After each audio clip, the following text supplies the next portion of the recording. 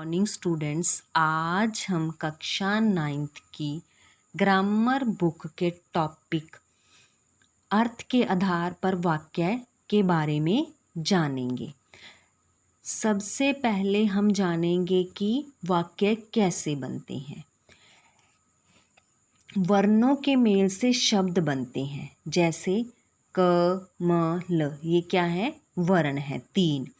जब इनको एक ही शिरोरेखा के नीचे मेल करके लिख दिया जाता है, यानी कि साथ लिख दिया जाता है, इकट्ठा लिख दिया जाता है, तो ये एक शब्द बन जाता है कमल। कमल क्या है? एक शब्द है, क्योंकि ये सार्थक है, इसका अर्थ निकलता है। नीचे दिया है वही वर्ण है, लेकिन उसका कोई अर्थ नहीं। लकम, इसका कोई अर्थ नहीं। ये भी शिरोरेखा के नीचे लिखे गए हैं, लेकिन इनका कोई अर्थ नहीं है, तो ये निरर्थक शब्द कहलाते हैं। सार्थक शब्द होने चाहिए, यानी कि वर्णों का मेल इस तरह से किया जाए कि जो शब्द बने उसका अर्थ निकले। फिर है जी वाक्य कैसे बनते हैं। वर्णों का जब मेल कर दिया जाता है, यानी कि वर्णों को जब मिला दिया जाता है, तो शब्द बनते हैं। शब्दों को जब व्याकरणिक इकाई में बांध कर व्यवस्थित रूप से लिखा जाता है, तो वो वाक्य बन जाते हैं। जैसे कमल कीचड़ में खिलता है। अब यहाँ क्या है? 3 शब्द है, कमल कीचड़ खिलता। तीनों को व्याकरणिक नियमों में बांध दिया गया, व्यवस्थित कर दिया गया, और ये वाक्य बन गया। जब शब्द वाक्य में प्रयोग होते हैं तो उनको क्या कहा जाता है? पद कहा जाता है।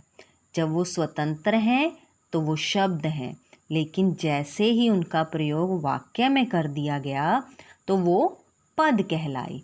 जैसे कमल कीचड़ खिलता, ये 3 अलग अलग शब्द हैं, लेकिन जब हमने इन तीनों का प्रयोग एक वाक्य में कर दिया तो तीनों ही ये पद कहलाएंगे। कमल भी यहाँ पद है, कीचड़ भी और खिलता भी। ठीक है। वाक्य की परिभाषा।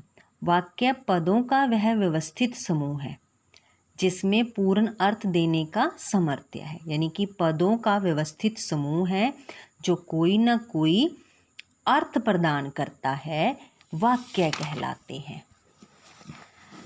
वाक्य के अनिवार्य अंग। वाक्य के संरचना की दृष्टि से 2 अंग हैं, उद्देश्य और विधेय।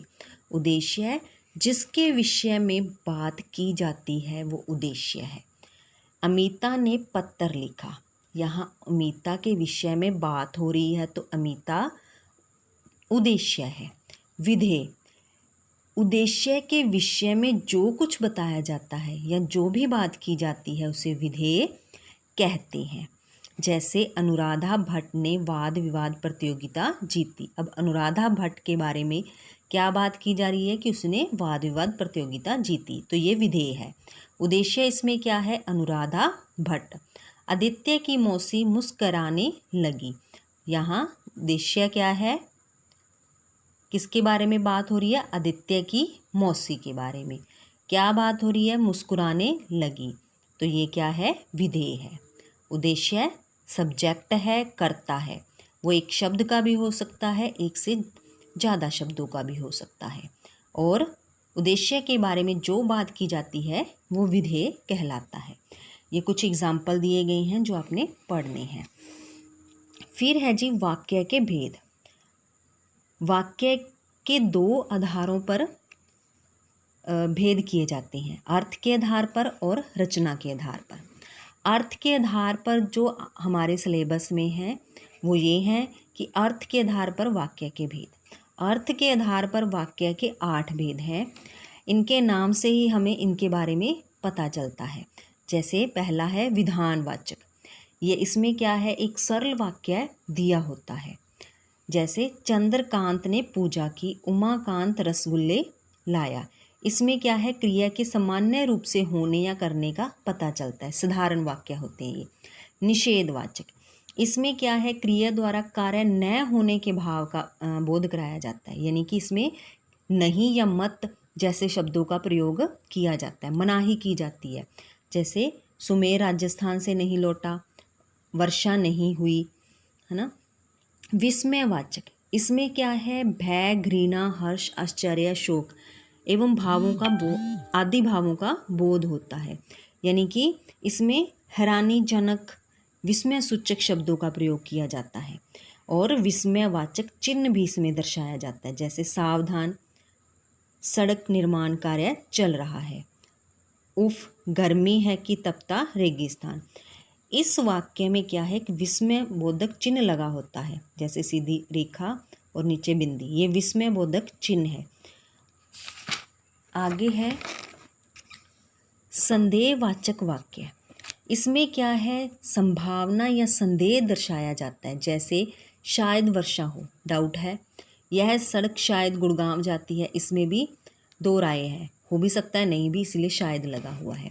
आज्ञावाचक, इसमें क्या है, आज्ञा, अनुरोध, अनुमति, आदेश और निवेदन आदि के बारे में बताया जाता है। जैसे पुस्तकालय में बातचीत मत करो, आदेश है ये। यह फाइल प्रबंधक तक पहुंचाओ, ये भी आदेश है। हमारी प्रार्थना स्वीकार करें, ये एक विनती है। आज्ञावाचक में क्या है, आज्ञा दी जाती है, अनुरोध किया जाता है यानी विनती की जाती है, अनुमति परमिशन दी जाती है, आदेश ऑर्डर दिया जाता है, निवेदन रिक्वेस्ट की जाती है। फिर है जी संकेतवाचक वाक्य। जिन वाक्यों में कुछ शर्त दर्शाई जाती है। यदि बलराम कहेगा तो सुमिता गीत सुनाएगी।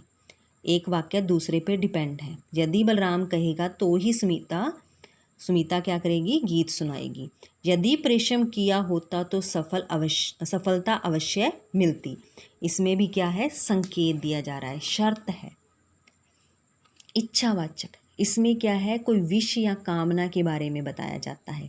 इच्छा होती है, जन्मदिन पर हार्दिक बधाई स्वीकार करो।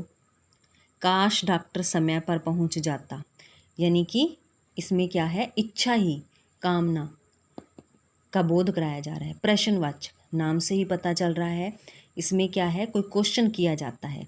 जैसे संभव को लाने कौन गया है, मीरा बांका किसके साथ जाएगी।